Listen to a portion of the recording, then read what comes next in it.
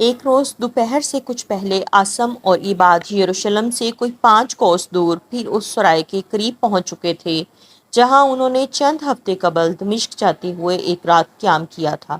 اپنی عمر کے لحاظ سے عاصم ان تندرست اور توانا لوگوں میں سے تھا جو بچوں میں جوان اور جوانوں میں کم سن دکھائی دیتے ہیں، تاہم اس کا خوبصورت چہرہ ان طوفانوں سے آشنا معلوم ہوتا تھا جو ان ایک نوجوان کو قبل از وقت سنجیدہ بنا دیتے ہیں۔ اپنے لباس سے وہ ایک عالی نسب عرب معلوم ہوتا تھا اور اس کی سیاہ اور چمکیلی آنکھیں شوخی، ذہانت اور غرور کے علاوہ اس حوصلے اور خود اعتمادی کی آئینہ دار تھیں جو عمر کا ایک حصہ ناہموار اور پرخطر راستوں پر گزارنے کے بعد حاصل ہوتی ہے۔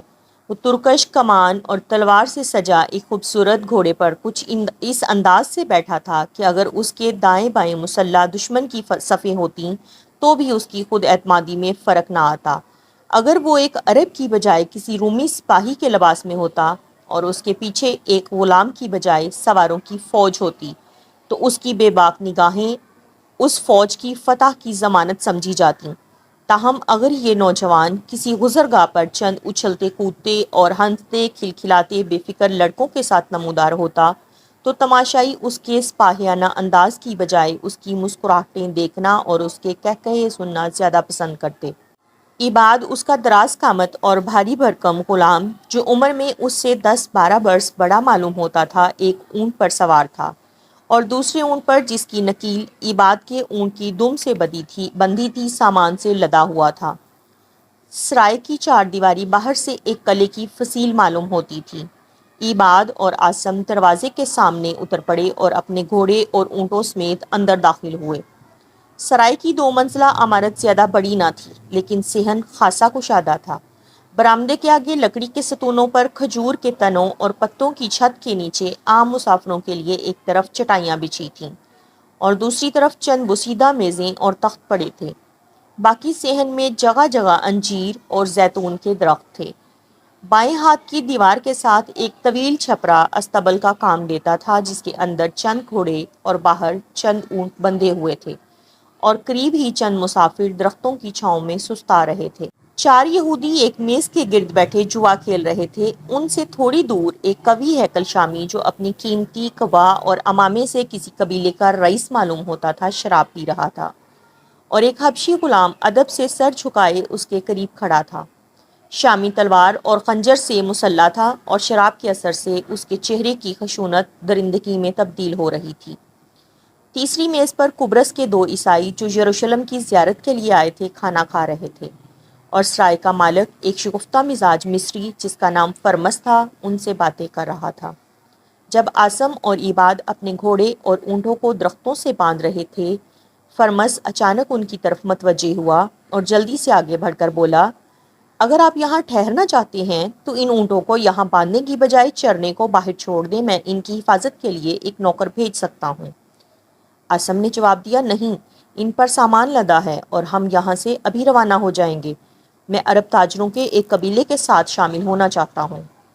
یہ لوگ غطفان اور کلب قبائل سے تعلق رکھتے ہیں۔ کئی منزلوں تک میرا اور ان کا راستہ ایک ہوگا۔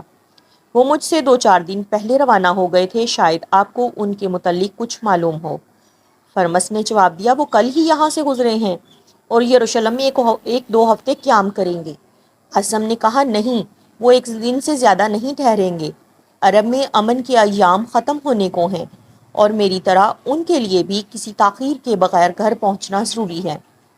میں آج شام تک یروشلم پہنچنا چاہتا ہوں۔ آپ ہمارے لیے کھانے کا انتظام کر دیجئے اور اگر آپ کا نوکر جس نے پچھلی مرتبہ میرے گھوڑے کی نال بندی کی تھی فارغ ہے تو اسے بلا دیجئے۔ میں نئے نال لگوانا چاہتا ہوں اور ایسا کاریگر مجھے راستے میں کہیں اور نہیں مل سکے گا۔ یہ کام ابھی ہو جائے گا۔ یہ بتائیے کہ آپ کا سفر کیسا رہا؟ عاصم نے جواب دیا، دمشق میں میرے گھوڑے بہت اچھی قیمت پر فروخت ہوئے تھے لیکن جنگ کے باعث وہاں تلواروں کی قیمت بھی بہت زیادہ تھی، اس لیے میں نے صرف چند تلواریں خریدنے پر اکتفا کیا ہے اور باقی سرمائے سے ریشمی کپڑا خرید لیا ہے۔ مجھے امید ہے کہ کپڑے کی تجارت سے مجھے اچھا خاصا منافع ہوگا اور پھر اگر مزید تلواروں کی ضرورت پیش آئی تو ہم موتا سے سستی قیمت پر منگوا سکیں گے۔ فرمس نے سنجیدہ ہو کر کہا، میں دعا کرتا ہوں کہ آپ اپنے وطن پہنچ کر یہ سنیں کہ تمہاری جنگ ختم ہو چکی ہے اور تمہیں مزید تلواریں خریدنے کی ضرورت نہیں۔ آسم نے جواب دیا، ہم واقعی اس جنگ سے تنگ آ چکے ہیں اور دونوں قبائل کے بیشتر خاندان امن کے خواہش مند ہیں، لیکن میرا خاندان ان میں سے نہیں ہے۔ میرے لیے اس سے بری خبر اور کوئی نہیں ہو سکتی کہ اوس اور خزرج کی جنگ ہمیشہ کے لیے ختم ہو چکی ہے اور میں اپنے باپ اور بھائیوں کے خون کا بدلہ نہیں لے سکتا۔ میرے چچا نے مجھے صرف اس لیے تلواریں خریدنے بھیجا تھا کہ ہمارے قبیلے کے دولت مند لوگ جن کے پاس تلواریں ہیں لڑائی سے منہ پھیر چکے ہیں، اور غریب جن کی حمیت ابھی تک زندہ ہے یہودی تاجروں کی تلواروں کی منہ مانگی قیمت ادا نہیں کر سکتے۔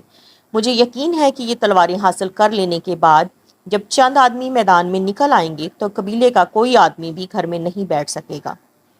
فرمس نے گفتگو کا موضوع بدلنے کی ضرورت محسوس کرتے ہوئے کہا، تم اپنا بہترین گھوڑا واپس لے آئے ہو۔ اگر آپ بھی اپنا ارادہ تبدیل کر سکو تو میں اسے خریدنے کے لیے تیار ہوں۔ آسم نے جواب دیا، نہیں، اگر اسے فروخت کرنے کی نیت ہوتی تو میں پہلے ہی انکار نہ کرتا۔ آپ کی طرح دمشق میں بھی کئی خریدار اس کی منہ مانگی قیمت ادا کرنے کو تیار تھے، لیکن یہ میرا بہترین دوست ہے۔ فرمس نے کہا، بہت اچھا، اگر یہ گھوڑا تمہیں اتنا ہی عزیز ہے تو میں اصرار نہیں کرتا، آؤ میں تمہارے کھانے کا انتظام کرتا ہوں۔